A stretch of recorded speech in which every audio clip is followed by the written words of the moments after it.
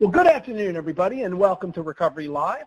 This event is brought to you by the Substance Abuse and Mental Health Services Administration's Bringing Recovery Supports to Scale Technical Assistance Center strategy, otherwise known as Brass Tacks.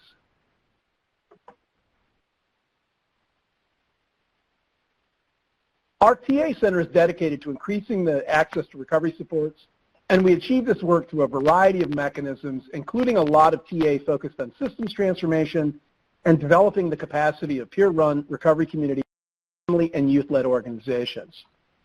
Now, we're very fortunate to have three amazing presenters with us today, and they're going to be talking about using the core competencies to support peer workers and improve service delivery.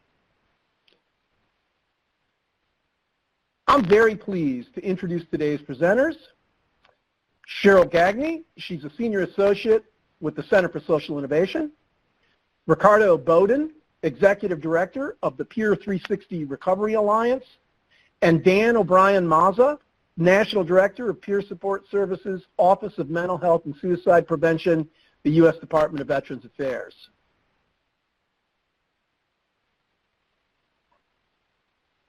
Today's Recovery Live event has a slightly different format in that I'm going to immediately begin posing some questions to the presenters to lay out the framework for the discussion.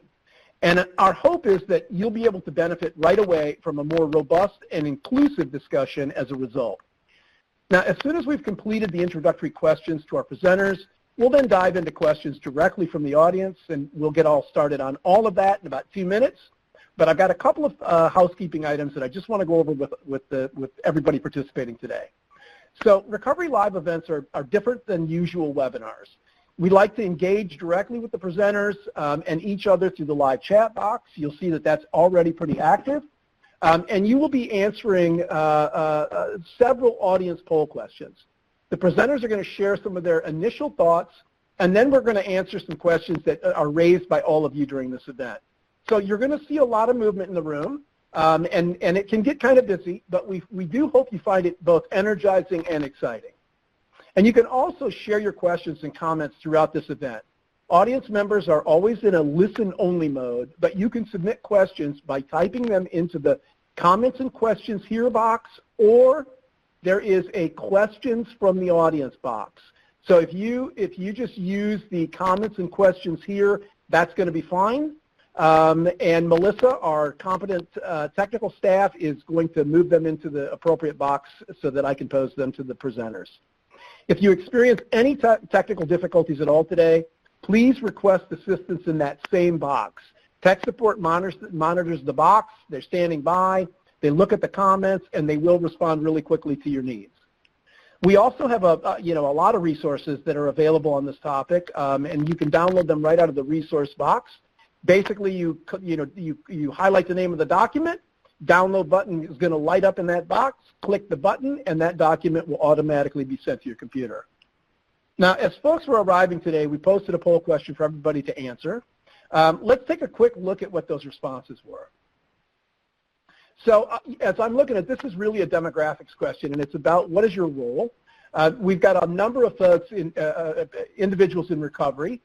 Really nice to see some, a smattering of recovery coaches. We've got a lot of peer support specialists here. Really nice to see supervisors of peer staff. Same thing with program supervisors. We've even got a couple of executive directors. Thank you for coming.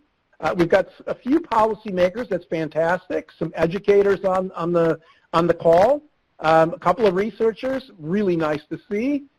Great to see some students here as well. And then we've got some folks that are just listed as other and are here to join in our discussion today. You're going to see a couple more polls come up in the room today as we move forward. We hope you'll participate and join in. The polls really are helpful both to you all to understand who's here and for the presenters to get a sense of who's actually in the room participating with them. Today's session is being recorded. It's going to last approximately 1 hour. And if, as you are listening, you feel your organization may need or would like some technical assistance around this particular topic or basically any other topic, please copy the link for our online TA request form from the instructions box, paste it into your browser, And you should have everything you need to access TA from brass tacks. Last thing before we get into the good stuff, when we close this room today, a satisfaction survey is automatically going to open in your internet browser. We appreciate you taking just a couple minutes to complete that survey.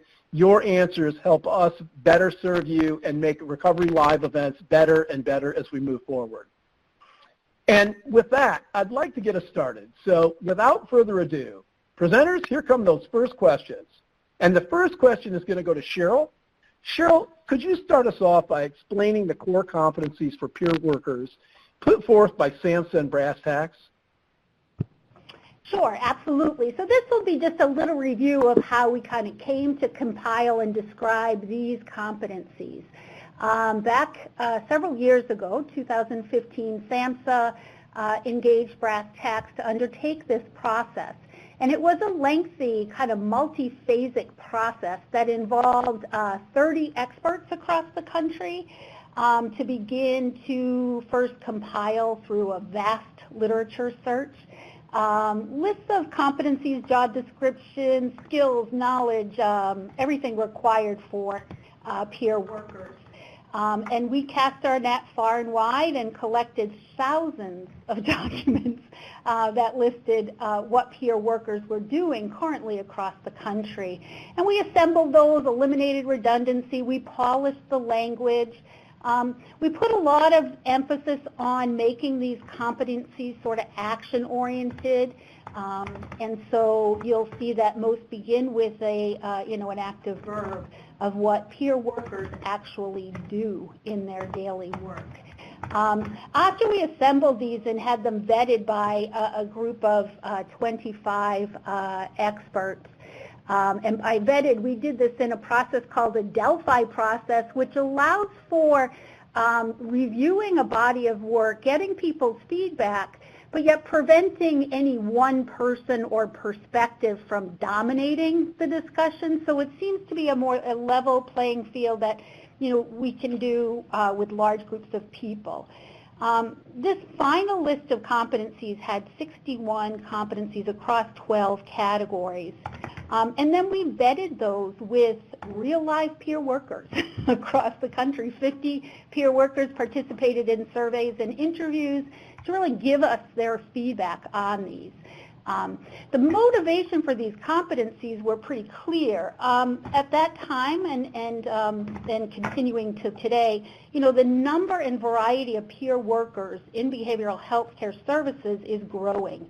There was a real lack of clarity about what is their role, what does a peer worker do, what is peer support versus case management versus community support, and where do they, where is there an overlap in their work? So these competencies describe in detail what those actions are. Our hope is that these are used, primarily by, peer workers themselves to be able to look at, well, if these are the competencies, where are my strengths, where are my limitations, what do I want to focus on? What do I want to improve? It also helps certainly supervisors, and I noticed there's many supervisors in the room, to again get clarity, to be able to describe what are the expectations, to fix job descriptions, to fix performance evaluations so that they align with the actual role of a peer worker. You're being evaluated on the job that you're doing. So these were the motivations, really, to get clarification and to create some tools that will, support peer workers to perform, at their highest level. Now, these are called core competencies, and I just want to take a step back and point out that by core here, we mean kind of the foundational, fundamental competencies. We understand that they're not totally comprehensive, that there are peer specialists or peer recovery coaches that have more specialized competencies. Perhaps they've gained expertise in supported employment or medication-assisted treatment, gained additional expertise, specialty expertise. And there's also some advanced competencies that peer workers may, develop, and those would be some of the group process skills that many peers are called to do, supervision, some of the organizational pieces of work that peers may be called to do that are more advanced. Those aren't included in this list of competencies. As with any profession, peer workers, it's a living, breathing entity, and we anticipate that there will be changes over time, that these, core competencies aren't necessarily engraved in stone, but they will be shaped by the field as we move forward. I do think it marks an opportunity, again, for peer workers to, take a very objective look at their work, being able to identify their strengths and areas they want to develop, and also helps programs that employ peer workers. And we're going to hear from a couple of those supervisors and administrators today of some of the potential uses of these competencies. That's all for me, Stephen. Cheryl, thank you. That was fantastic. Appreciate the overview and the kind of the historical context around the creation. Before we jump into the next question, Melissa, could you pull up our second poll for today? I think it's relevant as we move into the discussion both with Dan and Ricardo. And before folks jump in, what you're looking at on those polls is just your familiarity with the competencies, but notice that they are split up into, yes, I am a peer worker, yes, I am a supervisor administrator, or yes, I am a policy and other, and are familiar, or all of the above, but I'm not familiar. And I just wanted to, make sure that I specified that so that folks don't make an error in their selection. And we'll give everybody a minute to kind of chime in. But it looks like we've got a pretty good lead on the yes column with peer workers. Looks like about 36 to 40%. The supervisor administrators on the yes, another big chunk, about 22%. The policymakers, it looks like for yes, that's around seven folks that are here. And then it's also really interesting to see who isn't familiar, and really thrilled that you folks are here today as part of this discussion as well. Because I think once this is complete, the familiarity with the core competencies will be complete. But what we have here is about 10% of about 9% of the peer workers aren't familiar. About 21% of the supervisors aren't, and that's I think really common. And same thing for policymakers and others. And the reason I even share that and say that that's common is because it's the peer worker itself that typically would be most, I think, focused around the core competencies and want to have an understanding and a bit of knowledge with that. So fantastic, folks. Thank you for responding. Appreciate it. And with that, I'd like to go to Ricardo. And Ricardo, as a direct staff supervisor at a recovery community organization, how do you use the core competencies? Ricardo, you might be on mute. Thank you. First of all, can I share a little bit about my roles. I am a director. I also am a provider of recovery coaching myself and personal long-term recovery. I interact with people who work with me, recognizing that from activity to activity, from that the work that we do is dynamic. There are situations that don't always look the same, and in those circumstances, typically folks don't think in terms of what core competencies I need to reach for. They're looking for trying to figure out how to be the best they can be in that circumstance. So I try to, first of all, role model these competencies. I think that's really, really critical as a director, so that I can continue to be teaching and keeping people's awareness. Things like just straightforward things like, are you asked to open-ended questions? And when I interact with people and with them, when I want to explore a challenge they may be having, I begin with open-ended question. I begin by asking them how they thought about that, how you think we should go, to let them kind of drive the discussion and share what strengths they may have in knowledge and support the efficacy. So I try to role model that as I teach folks to continue to do that in the work that they do. And I also try to offer them shortcuts, ways that when you're in the middle of a situation where you don't quite know what to do, you haven't been on this territory before, is to have some shortcuts. Like when you do an individual level coaching, as you interact with a person, ask yourself, who's doing the talking? And if I'm hearing my voice a lot, then it's not likely that this is a person-centered experience. Am I fostering hope in this circumstance?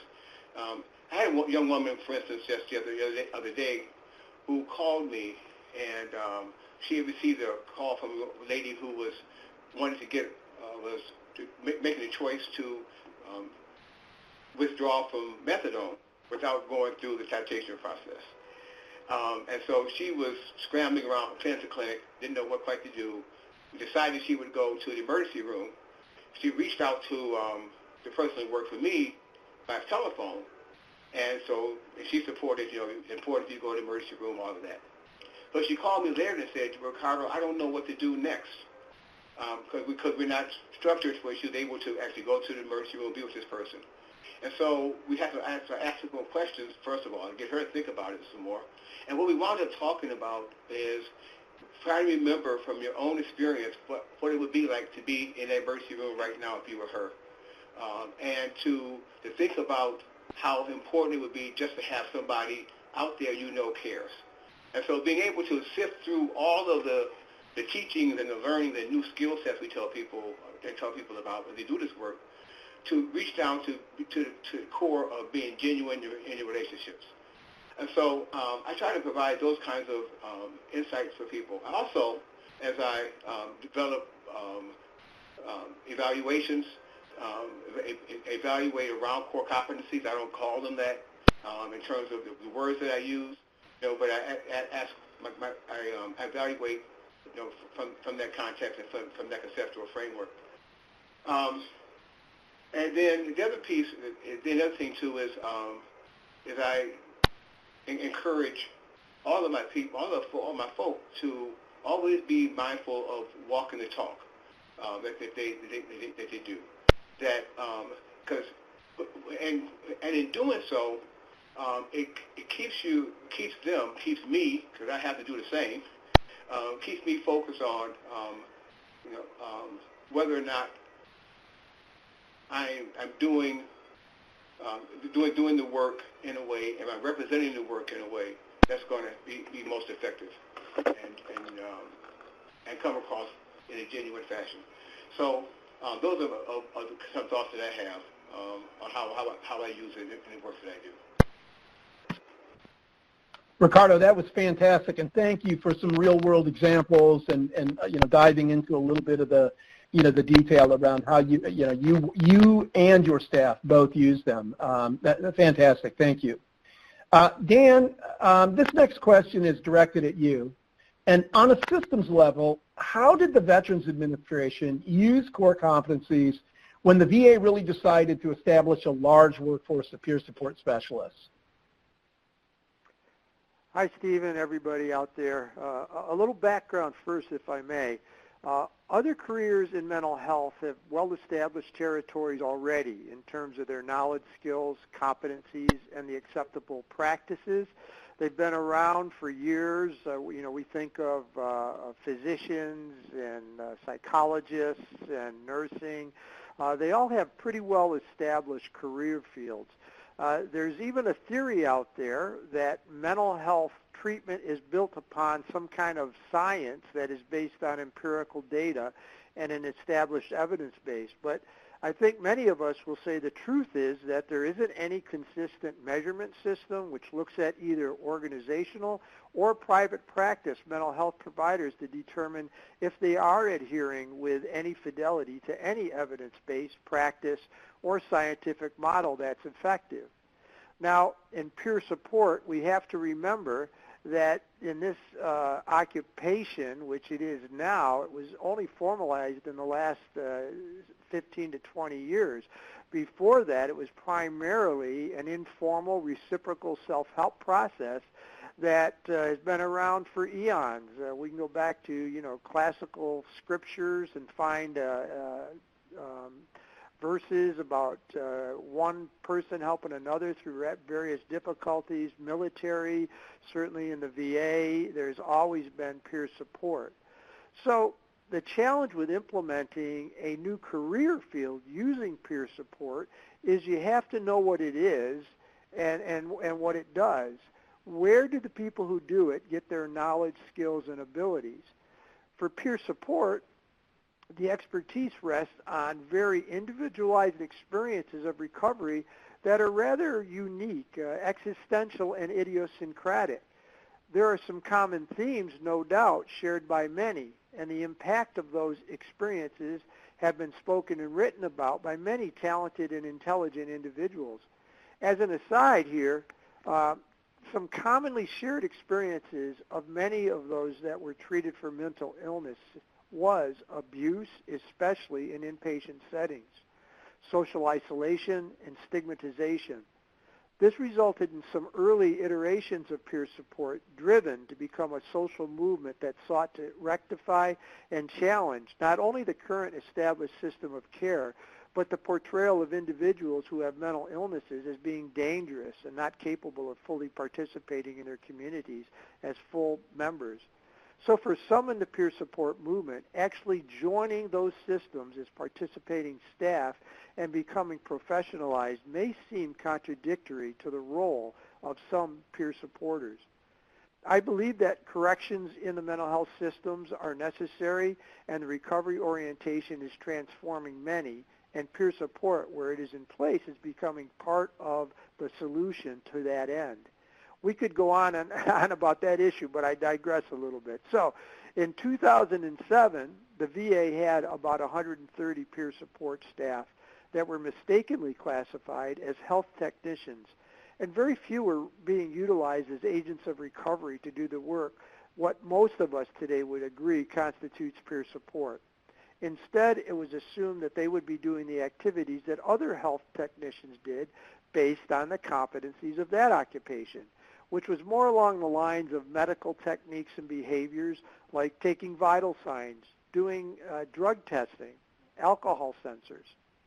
Well, we assembled a group of individuals at that time, much as Cheryl was talking about gathering experts to look at competencies for SAMHSA, and we took people who were in recovery, some mental health providers, some researchers whose specialty area was peer support, and we reviewed existing literature, certification curriculum to see what it was that those who said someone was certified to perform peer support provided training on. You see, we couldn't go to a college catalog then and look at what peer supporters were being taught. That didn't exist then, or at least if it did, nobody knew about it in our group. So we determined at that time that there were about 35 competencies that were being taught and tested. These competencies were basically skills that allowed individuals in recovery to share their own recovery experiences or their personal recovery stories with others in ways that were respectful, helpful, effective, and did no harm. We adapted these and put some VA spin on a few, especially those having to do with culture, to ensure that there was inclusion of military and veteran diversity issues. We then developed our own training manual for these competencies and used it for a few years before a federal law was passed requiring VA peer specialists to be certified by not-for-profit entities approved by the VA or a state mental health authority. So back in 2012, we wrote our own specifications for certification training based on our competencies and solicited not-for-profits to bid on providing the training and testing. At the same time, in 2012, we wrote new position descriptions that were based on these competencies to change the job classification that the peer supporters had been working in for 5 years. The new one allowed us to include the competencies that enabled veterans who are in recovery to learn how to translate those individualized lived experiences into active support that was respectful, helpful, and effective for others who were still early in their recoveries. We awarded our first certification training contract to DBSA, the Depression, Bipolar, and Support Alliance, in 2013.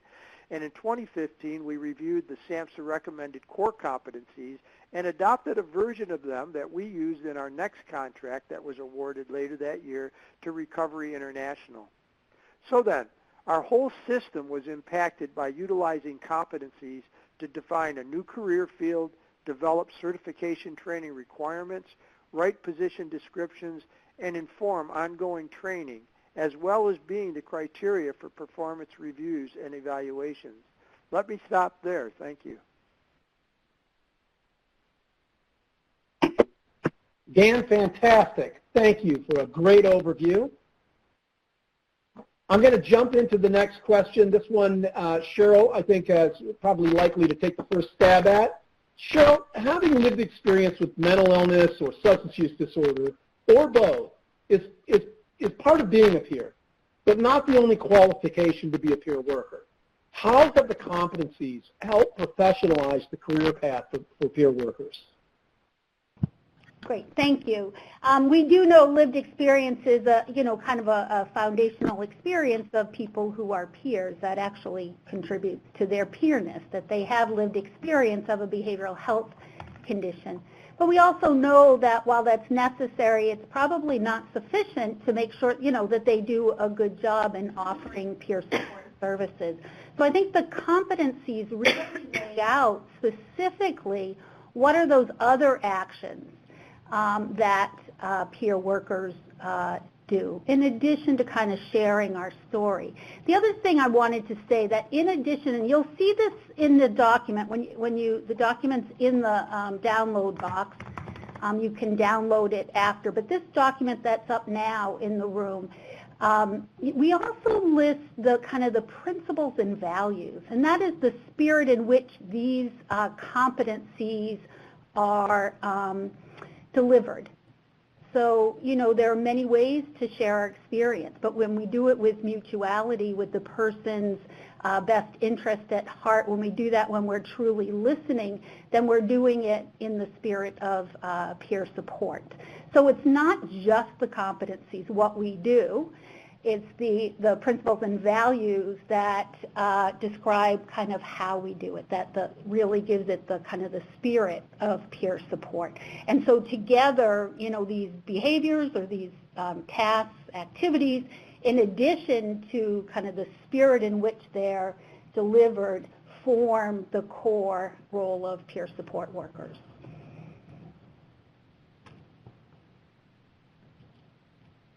Fabulous, Cheryl. Thank you. The next question is for Ricardo. Ricardo, building on your last statement, can you talk about any guidance you might have for our audience to help peer workers reflect on whether they are really adhering to core competencies, particularly when they're busy working a large caseload?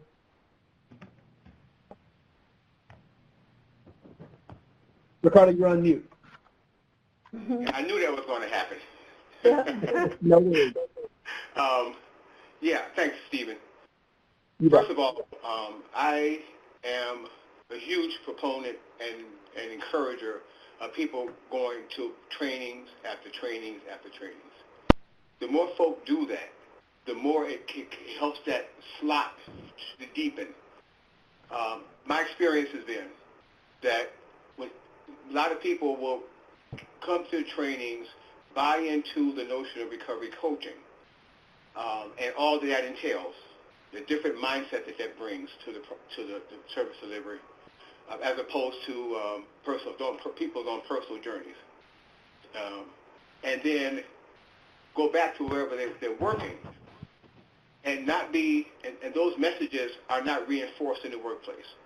So they begin to move very quickly, oftentimes, kind of move back to what they knew best before they came to training in the first place, and more guided by the traditional treatment service provision setting that they go back to, because they don't go back to a place that supports or has conversations or talks about the principles of recovery coaching. So the more often people are exposed to trainings to get that reinforcement, the better. The other thing I'm a big proponent of, I think that really, really helps, is encouraging people to get training. Trainings around all the issues around recovery coaching, professionalism, ethical considerations, those kind of things. We do booster trainings on a regular basis on active listening skills and looking at ethics from a very practical way, like what's really going on in your world and how you respond to that from ethical decision-making perspective, to make it very real that way, to do skills building. But importantly, though, too, for a good self-check is to be real, get as good as you can at using motivation interviewing skills. That there's something that approach to interacting with people is almost forces you to be back in that mindset of really trying to understand where the person is coming from, hearing what motivates them, checking your own self on because you're in conversation and we have you fall back into, I know where this conversation is going to go, I know what they should do, and if you step back and just ask one more open-ended question, you may find it was what people have a whole different agenda in mind than where you thought they were going, and you can keep yourself from erring in those kind of ways. So I encourage people, that I mentioned before, to ask yourself some questions. Am I fostering hope? And check themselves around. Are they interacting with people based on their diagnosis, or are they interacting with people based on their humanity? Because people get so caught up in, are you using, are you about to use, are you going to relapse? When recovery coaching embraces the whole person, and so the more folk can check themselves around that. And then the other piece too is how important it is to look at it from a lens in my interaction with people, or in their interaction with people. Am I helping that individual to feel good about themselves, and supporting their dignity and their self-worth, and perhaps even helping them to gain an increased sense of self-esteem and efficacy.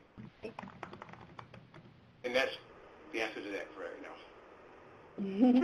Ricardo, that was fabulous, and I just want to point out, there's a number of people in the chat right now who are, saying, absolutely great information, spot on. So I think, what you were saying really resonated, and thank you for that. Dan, I'm going to turn to you, and I want to just check in with you around this. Most states have created paths to become certified as a peer worker. Those certification requirements vary from state to state. Now, how has the VA, which basically hires peers in every state, used the core competencies to help standardize the peer work requirements? You're correct, Stephen, that state certification requirements affect us all, and perhaps not all of us equally. For example, some states require only a minimum of 40 hours of formal training to become certified, and others demand rigorous on-the-job supervised experience as well as formal training to ensure a qualified workforce. Since the VA, by law, has to accept any state certification for peer support to make a veteran eligible for VA employment, we felt we needed a way to ensure that regardless of the individual's adherence to their state's requirements, there was a national standard that was the same for all veterans who receive care, whether in New York, Alabama, or Alaska, for example. So we require our peer supporters to get 15 hours of continuing education annually in peer support competencies that are approved by their supervisors and match our core competencies, which I said earlier pretty much match the competencies developed and approved by SAMHSA and had the input of INAPS, the major organization of peer supporters internationally. So indeed, we have an internalized process for ensuring a high quality of care throughout our system using core competencies as topics for the continuing education. And by the way, we provide similar continuing education based on the same competencies to supervisors of our peer specialists so that they will be able to supervise the process and effective methods of peer support that these competencies are meant to ensure. That was great, Dan. Thank you. And I think, that kind of leads me into another quick question. And Dan, I'm going to pose this to you first, and then I'll check in with Ricardo and Cheryl to see if they've got a follow-up. But are there any specific core competencies for veteran peer groups or faith-based peer groups? That's a good question, Stephen. When we looked at the 60 or so competencies that SAMHSA had published, we tried to look at those through the eyes of veterans. And again, we have veterans on our work groups. And we specifically addressed some of the competencies perhaps in a veteran-centric way by seeing if there are cultural specific competencies that we could add. And indeed, what we did do is we added some specifications to our contract training that asked the folks who are teaching our veterans about core competencies to actually address how we would interpret and understand all the diversity that veterans bring. Now, I'm not saying veterans don't bring the same breadth of diversity that non-veterans do, because they certainly do in a whole plethora of areas. But when it comes to being a member of a very rigid, militarized group or organization, there are certain ways that people think and act based upon that experience that we wanted to make sure people understood. And even within the armed military services, for example, you will find some of our veterans who were members of the Marine Corps or specialized forces in the Navy or the Army, to all have a sense of more specific, individualized things that happened with them that didn't happen among the other service members. So there is an area of knowledge that veterans and service members have experienced that non-veterans have not. So, those are things that we changed around. I'd have to actually pull up the competencies to go through those, but we will make those available to folks who have an interest. And by the way, for you peer supporters that are out there that are not VA employees, whether you're veterans or not, the VA does have a training program for individuals who want to know more about how to be more culturally and military friendly and sensitive to our veterans. And there's an online course which is very good that you could enroll in and take at your leisure. It's computerized, self-paced course. It's several hours long, but it does provide a lot of good information that you might be interested in accessing.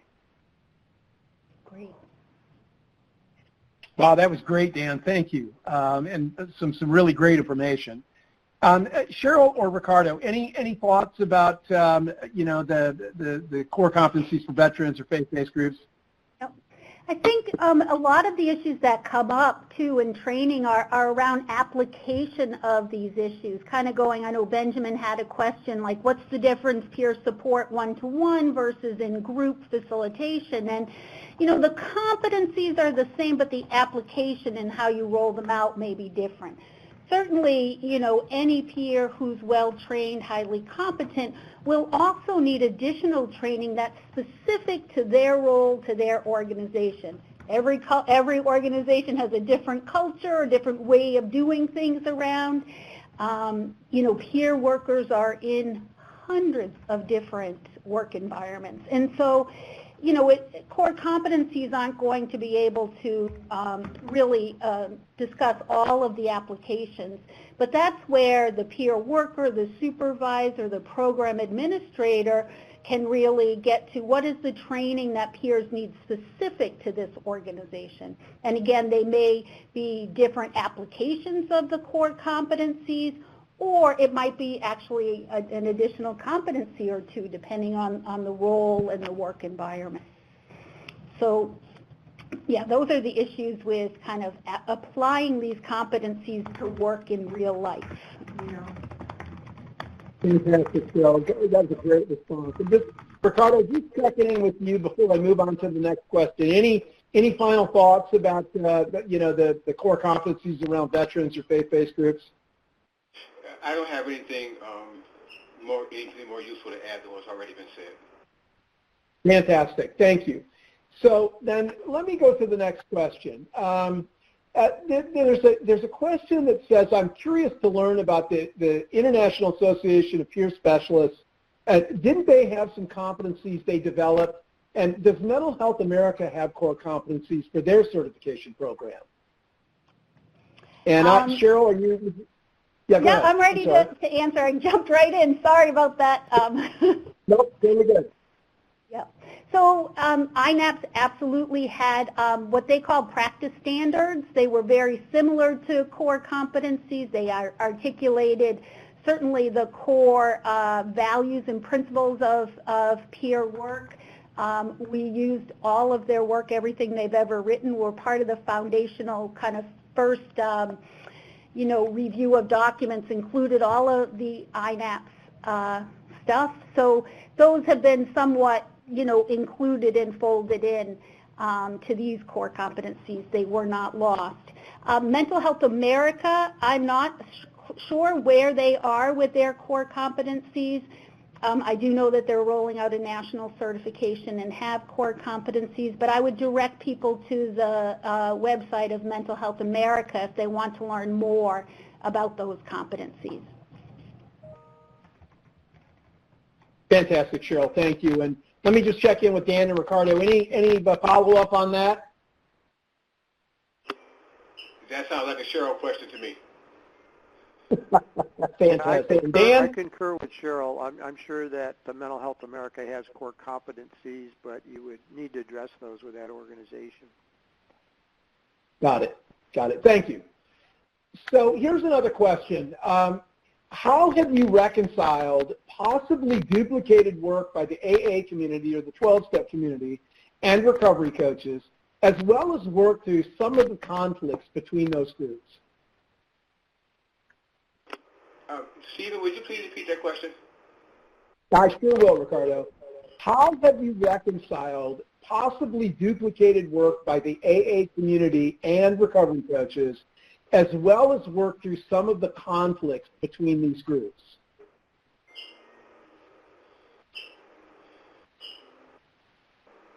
Stephen, I can take a shot at that. Sure, Dan, go ahead. I don't really see that there is a conflict or duplication between community peer supports through self-help groups and formalized peer support through mental health or consumer-run organizations. I think that we obviously, at least in our organization, we try to find as many natural supports with an individual so that they do not have to depend on the VA. I think the VA has had problems in the past of institutionalizing outpatient care and long-term commitment to being a patient. With our work over the past 10 to 15 years in transforming our mental health system, we really look to finding not we finding, but the veteran finding with our assistance, places in the community where they can have natural supports. And we believe that if a veteran chooses self-help through AA, NA, OA, any of the various 12-step programs, faith-based programs, wherever they might choose, if they have means to hire a recovery coach, that those are great options to utilize to help maintain their recovery. If there are any conflicts that emerge in our discussions with our staff, we have found them to be minor and easily resolved with open communication. Sometimes it does require a signed release of information because of HIPAA, but usually the veteran and the community organization is more than happy to participate in that process. So I really think that these should be and are complementary for the most part. Terrific, Dan. Thank you. Ricardo or Cheryl, any follow-up? Stephen, I would like to go ahead, Ricardo. Okay. First of all, a couple things in our community. There are a number of us who are involved in recovery coaching and in our recovery community organization, 5060 Recovery Alliance, who certainly have benefited from being engaged in those 12-step communities for decades. And so we have been able to leverage some of our personal relationships in a way to engage with people, let them know what we're about. Secondly, as we have developed groups, we have sought to find the gaps in our community. There are some times or days where people who over the years have said, I wish we had a meeting around here at 5 o'clock, for instance, and we don't. And so we say, okay, well, we have a group we call All Recovery. Feel free to, we open up like that. We try to find the niches in our communities and try to and fill those niches. Also, when we do provide a lot of recovery community focused socialization events, and our outreach spans across all kinds of pathways: mental health recovery communities, medication-assisted therapy recovery community, AA, NA, and when we do our promotions, in those fellowships with respect to traditions, we don't take out. We have personal relationships with people that we can give flyers to, but never inside the meeting or during the meeting. Real respectful and real not try to be real responsible. About honoring how they operate.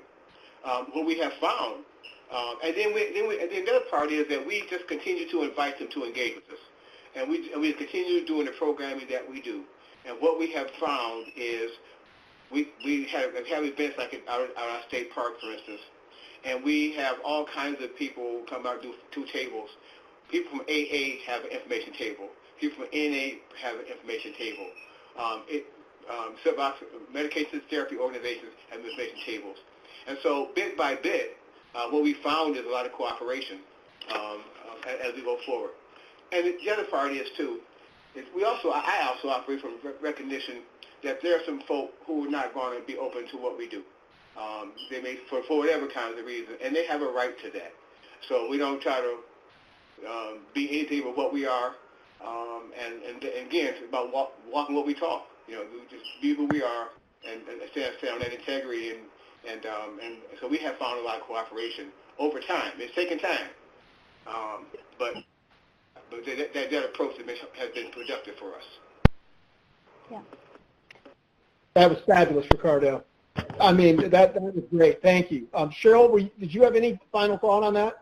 Well, the only thing I was going to say is that, one of the competencies of peer recovery coaches and peer support specialists in mental health is really accepting and embracing multiple pathways of recovery and not being too attached to just one way. And I think that has created some conflict, for people who are passionate believers in their own pathway to recovery. And however, that's something that, through training, supervision, support, guidance, many people will then open up and recognize that, yes, indeed, there are multiple legitimate pathways to recovery. And we teach that very specifically in most training programs. There was a question, too, about what are the differences and the delineation between what does a peer recovery coach do versus a sponsor. In general, a sponsor, its primary role is to help the person through the 12-step work and doing the 12 steps of, whether it's NA or AA. The sponsor is very active in that. As a peer recovery coach, we wouldn't work on the steps together. That would be work for the sponsor to do. However, as a peer recovery coach, I might be talking about, career aspirations and, possible jobs or, housing and medicine and how do I make a doctor's appointment. Very kind of daily life challenges that, in addition to sort of the spiritual healing that AA talks about, includes just kind of getting my feet back underneath me and leading a meaningful and productive life.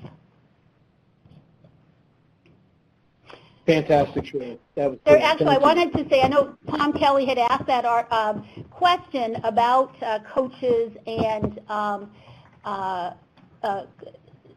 sponsors, and I think there's a really good article by William White that even has a table that delineates the actual task. So I would refer you to that. If you just Google peer recovery coach William White, you'd probably get that article. It's a good one. Awesome. Great reference to a resource, too. Thank you. Folks, I'm just conscious of the time, and I want to make the best out of the remaining time we have. So here's a question I'm just going to pitch out to all three of our presenters today. It is critical for peer workers to maintain professional boundaries when doing their work as a form of wellness and self-care. How do the core competencies help with that? Well, I can start, and then I'll let Dan and Ricardo. One of the explicit directions in the core competencies is that peer providers follow the ethics of, peer workers, the ethical guidelines. And many states have articulated what are our ethical guidelines. Peers must. And again, no exploitation. It's much more nuanced than that. We talk about peers because another skill is sharing your experience, right? And when that is done skillfully, it's done at the right time in the right amount with the right person. It's not done indiscriminately everywhere all the time, right? So if we're talking about, really kind of honing in on just two competencies that speak directly to that. Kind of in addition to that, most organizations will have performance behavioral standards, what do they call that? Codes of conduct, and person must follow those as well.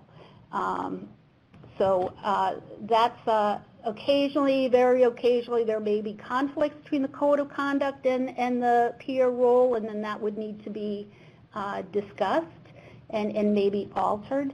But in general, peers are held accountable to those ethics and those codes of conduct. I'll leave it to Stephen? That was awesome. Thank you. Ricardo, go ahead. Okay. As Cheryl mentioned, of a code of conduct at our organization, we have an established code of conduct that we provide and we talk about and reinforce in our team meetings and such, and in our trainings. And we are very focused on repeating ethical consideration trainings throughout the year. From that, one of the other in my direct interaction with people and in the trainings, we talk about thinking through situations based on the notion of the possibility of multi-party harm.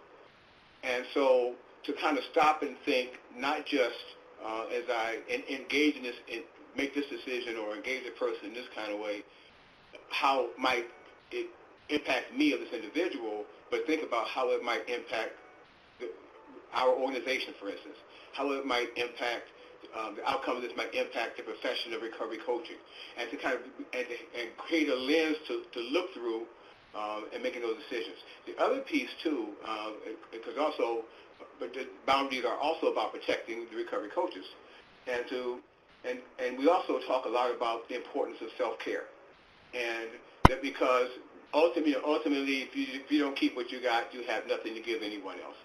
And so, and we want that to be, we want people to be focused on being the better person they can be, because the better person they are, the better they can help someone else. So we talk a lot about self-care. Boundary considerations and conversations are all through the notion of self-care. So, those are how the core competencies, or at least the way in which I try to make them practical in our organization, come into play. That's Fantastic, Ricardo. Thanks again. And Dan? Yeah, Stephen, I mean, just the nature of the question, that it is critical for peer workers to maintain professional boundaries, and it affects wellness and self-care.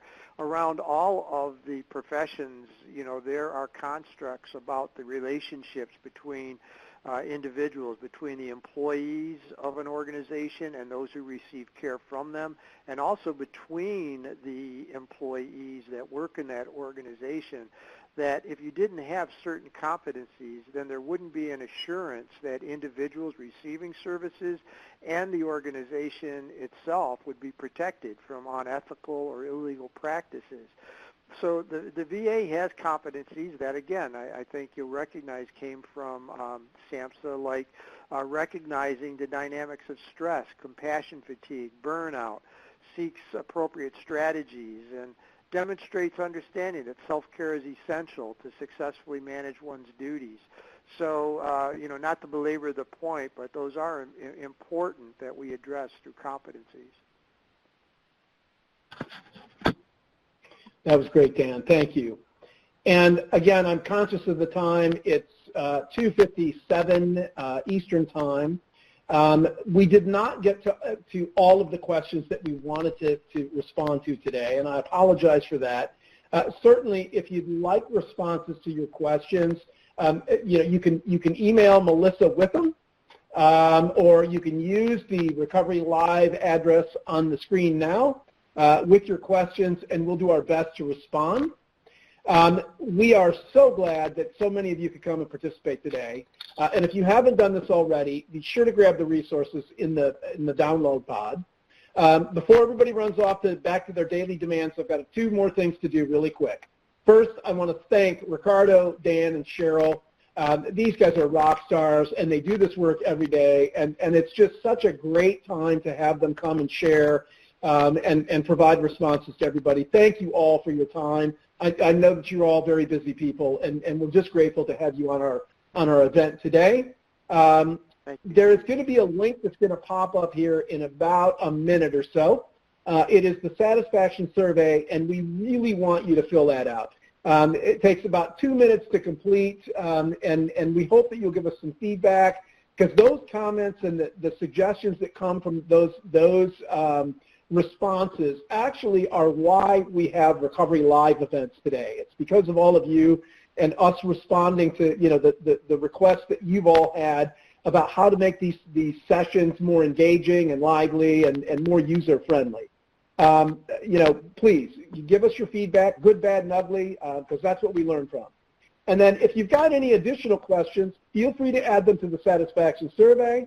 And remember, folks, there's a link to apply for brass tacks technical assistance. It's free. Use it, and we'll be in touch with you within about 48 hours at the latest, and we'll get you support in any way that we can. I want to thank everybody today for joining us for this Recovery Live event. Again, Ricardo, Cheryl, and Dan, thank you guys for a great presentation. Have a great day and a fantastic weekend, everybody. Bye-bye now.